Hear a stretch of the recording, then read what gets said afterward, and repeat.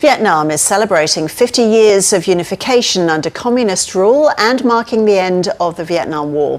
Thousands of troops, police and civilians have paraded in Ho Chi Minh, marching towards the Independence Palace in a major display of national pride and unity. Southeast Asia correspondent Bill Birtles was at that parade and he joins us now. So, Bill, what was it like?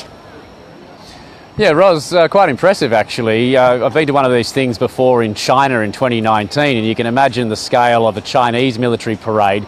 This one obviously a bit smaller, but we saw dozens of groups of troops from across the Vietnamese armed forces, also soldiers from communist friends like China, Cambodia and Laos also marching here. And then after the military parade, you had quite a bright and colourful civilian parade as well.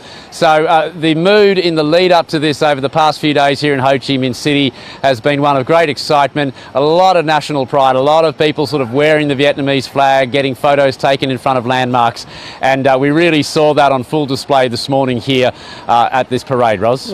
How do Vietnamese people feel about the war now, Bill? Well, it's like a celebration of victory 50 years on. There is still a tremendous amount of references to the communist leader Ho Chi Minh, who is absolutely, what's the word, almost worshipped here as the great figure of modern Vietnam.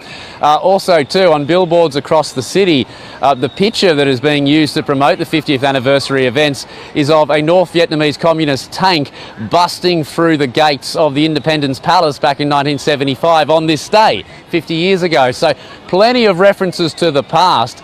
But for a younger generation, Ros, they've had a prolonged period of peace. There's a bit of an economic boom going on here. Many of them say it's hard to fathom that 5 decades ago this country was war-torn, but they all say they have tremendous respect for the older generation and the hardship that they went through. And what's Vietnam's current relationship with the US and also with China?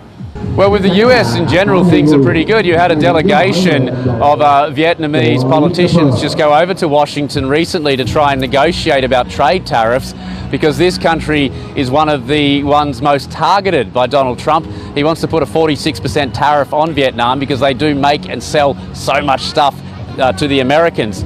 But in an interesting sign of how the tensions still linger 50 years on, the New York Times reported that American diplomats here were told by the Donald Trump administration not to attend any of the festivities for this anniversary.